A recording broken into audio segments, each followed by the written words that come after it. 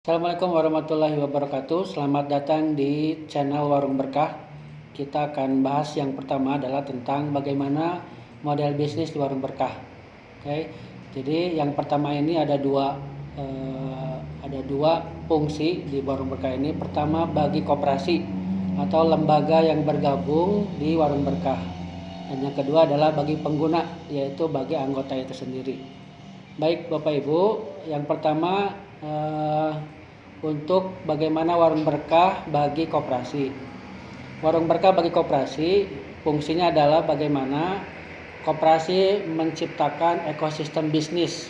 Oke, jadi ada koperasi, kemudian ada anggota, kemudian ada produk yang diberikan. Nah, Warung Berkah itu menyambungkan antara produk dengan anggota. Oke, dengan Warung Berkah, dengan aplikasi ini, maka koperasi bisa menambah anggotanya sehingga produk yang ditawarkan akan cepat terserap atau terbeli oleh anggota. Nah, mengapa koperasi?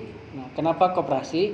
Karena koperasi adalah pencipta ekosistem atau pencipta anggota sebagai pembeli produk-produk yang ditawarkan oleh koperasi. Nah, karena itu manfaat bagi koperasi yang pertama adalah menambah anggota itu sendiri.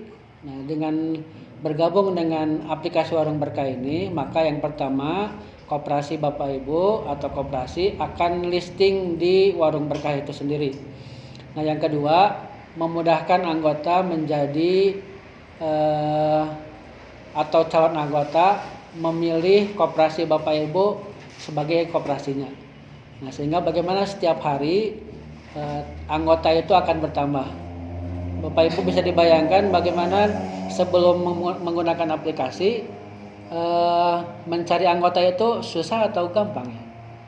Pasti susah ya, karena harus mendatangi orang per orang, menjelaskan apa itu koperasi, kemudian belum tentu closing gitu. Nah, seperti itu. Jadi sehari mungkin dapat berapa ya anggota dengan cara konvensional. Oke.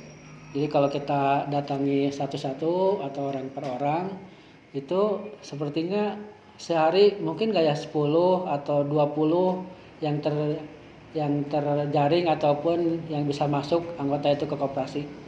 Saya kayaknya tidak, karena memang memerlukan waktu yang luar biasa. Nah, dengan aplikasi ini Bapak Ibu tinggal membuat program koperasinya seperti apa, kemudian memberitahukannya lewat medsos, dan anggota tanpa harus datang ke koperasi menjadi anggota koperasi di rumahnya. Tinggal download Warung Berkahnya, kemudian pilih koperasi Bapak Ibu, kemudian selesai. Semudah itu orang menjadi anggota.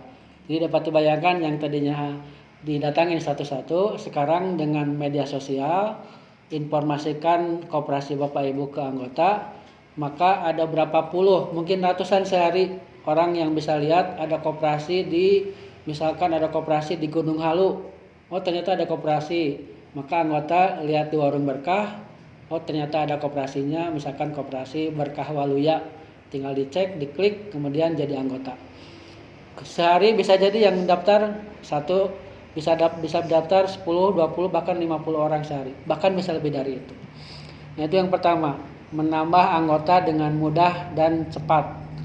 Yang kedua, setelah anggota itu mendaftar, kemudian bisa bertransaksi, maka yang kedua adalah bagaimana produk Bapak Ibu atau produk koperasi itu bisa dinikmati oleh anggota. Ya, jadi yang tadinya anggota itu harus datang ke koperasi untuk bisa menikmati layanan koperasi, sekarang cukup di handphone saja. Cukup di Warung Berkah, di aplikasi Warung Berkah, semua profil koperasi, semua produk koperasi yang ditawarkan akan sangat mudah ditransaksikan ataupun dipilih oleh koperasi, oleh anggota itu sendiri.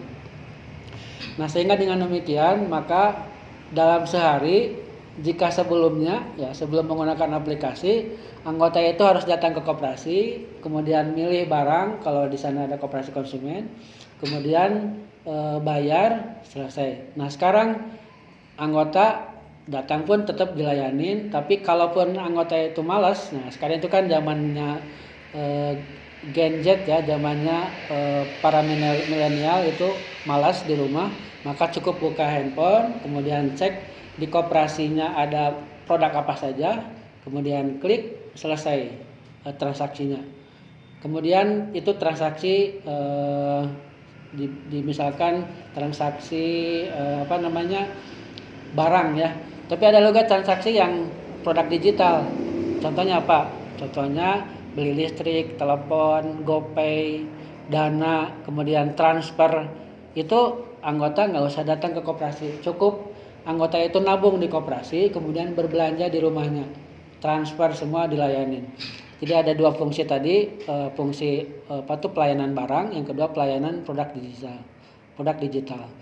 Nah sekarang itu model bisnisnya sudah seperti itu, Bapak Ibu. Jadi bagaimana koperasi ini dengan konsep yang baru, milenial, anggota bertambah, produknya akan mudah digunakan, produknya mudah dicari dan dibeli oleh anggota. Nah yang ketiga, ini yang paling keren, yang ketiga ini adalah bagaimana koperasi menyediakan layanan ataupun produk tanpa punya produk. Nah ini kan aneh ya Bapak ya, itu bagaimana anggota dia bisa transaksi padahal di koperasi Bapak Ibu tuh nggak ada barangnya. Contoh, ada satu koperasi yang dia produknya itu adalah penghasil susu, misalkan koperasi Lembang, di Lembang itu ada koperasi susu ya, koperasi produksi susu, ada apa tuh, ada UHT ya, ada yogurt, ada apa. Tapi di koperasi Bapak Ibu nggak punya produk itu. Nah anggota Bapak Ibu, anggota koperasi itu bisa berbelanja lintas koperasi. Nah ini yang keren. Jadi koperasi yang lain pun sama membentuk anggota, kemudian mengajak anggota untuk masuk. Agar apa? Agar saling berbelanja. Jadi dari anggota kita, dari anggota koperasi A berbelanja di koperasi B, berbelanja di koperasi C, koperasi D dan sebagainya. Nah, seperti itu. Jadi anggota akan dilayani, dimanjakan dengan layanan koperasi di warung berkah. Nah, bagaimana tuh? Jadi kan menarik ya. Jadi kita nggak punya produk pun nggak usah khawatir karena di koperasi yang lain juga punya produk. Nah, bagaimana apa tuh yang didapatkan oleh koperasi? Kan udah capek-capek tuh ngerekrut anggota, ternyata belanjanya di koperasi yang lain.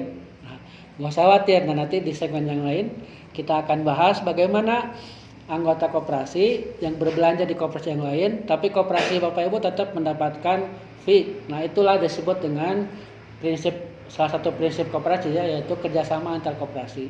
Maka setiap transaksi Bapak Ibu yang berbelanja di koperasi yang lain, maka koperasi sendiri, koperasi Bapak Ibu tetap dapat fee atau dapat bagian dari hasil penjualan itu. Jadi nggak rugi kan ya kalau belanja di koperasi sendiri itu marginnya full atau keuntungannya full, tapi kalau berbelanja di koperasi yang lain pasti nggak mungkin full ya.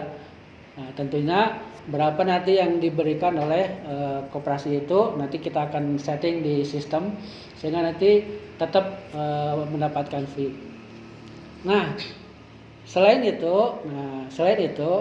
bagi koperasi yang ingin menambah jaringannya, nah tadi kan ada tiga poin ya.